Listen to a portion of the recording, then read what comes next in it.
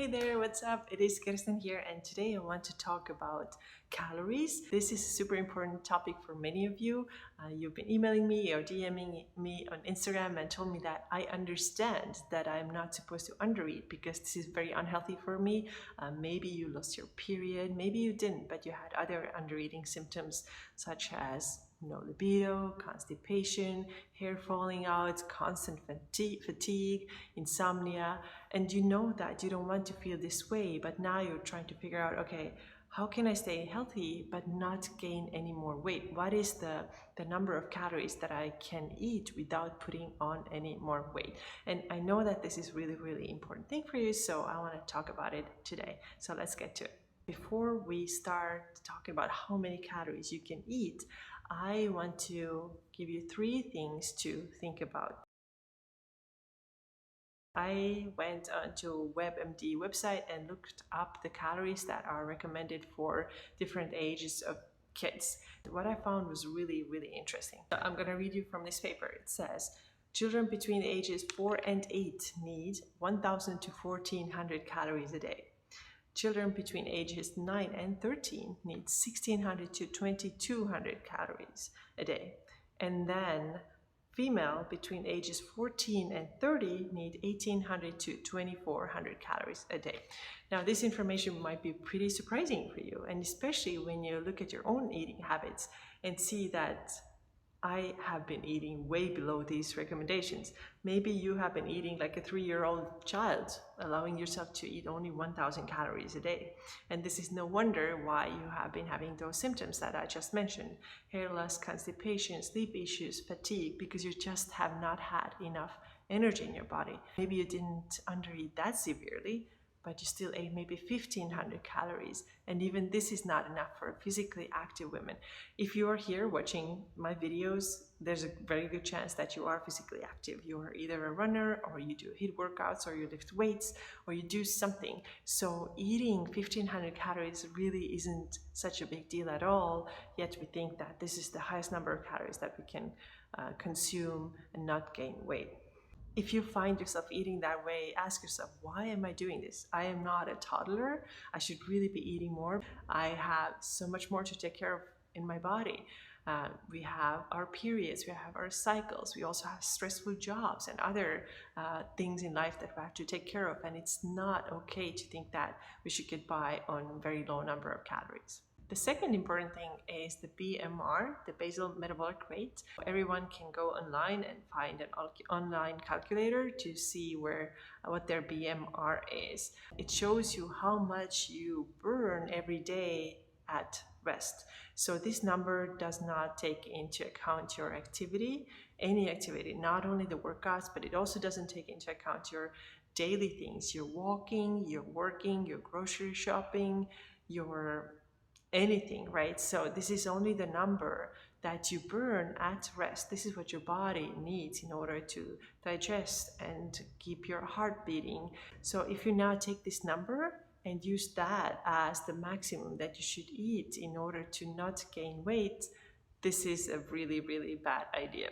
And you may end up getting the same symptoms that we discussed earlier. I'm not going to go them over again, but it's really important to know that this number is the bare minimum that your body needs at rest. If I wanted to know what my BMR is, which I just did a couple of minutes ago, I put my weight and height into one of those online calculators, and I found that my BMR is 1,500 calories.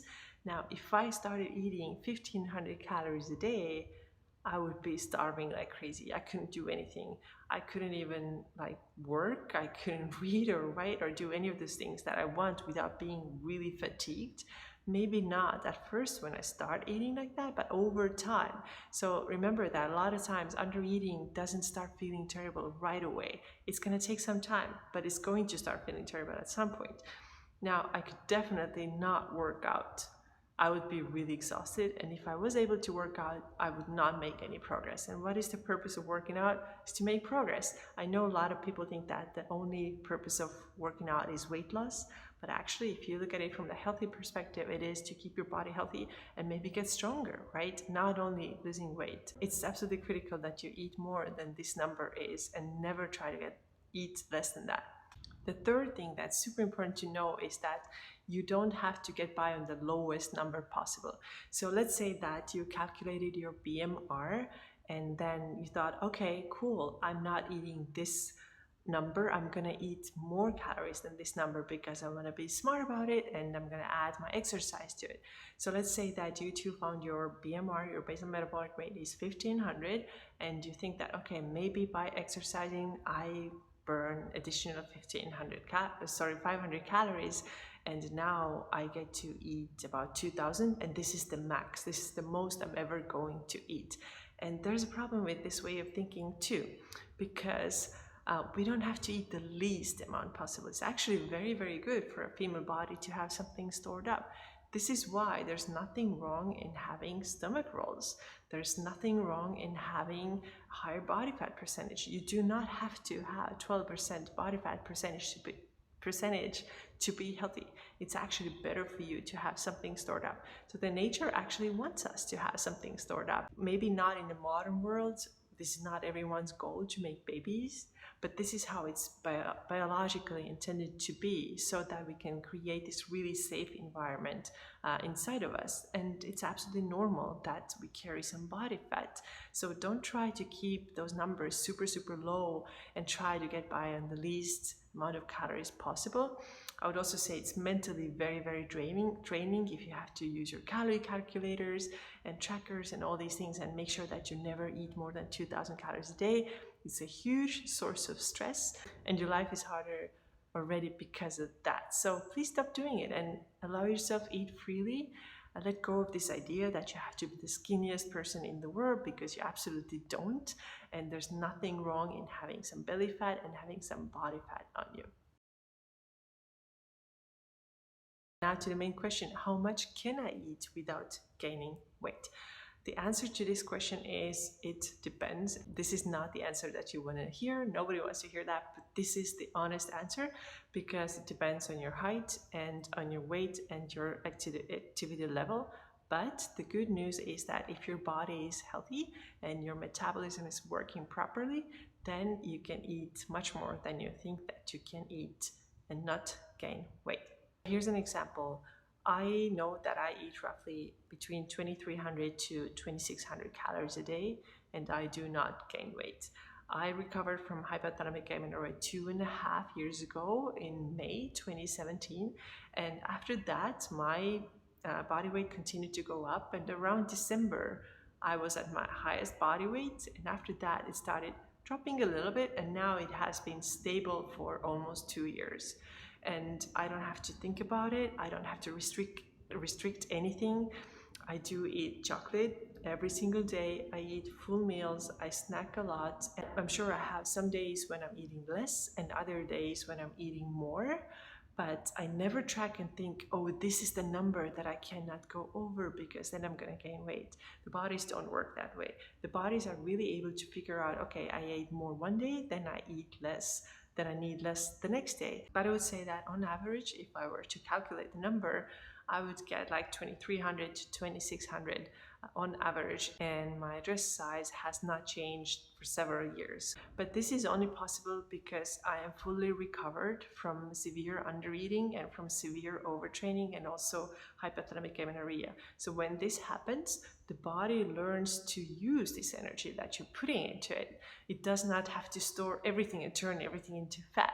Like nothing like that happens because the body knows how to manage this energy. Also remember that you need energy to sleep. You need energy to digest. So if you don't take in enough energy, these systems are going to be compromised, and that's why you feel sleepy. That's why you have constipation and all the other issues. So the big takeaway today, you can eat much more than you actually think you can and not gain weight.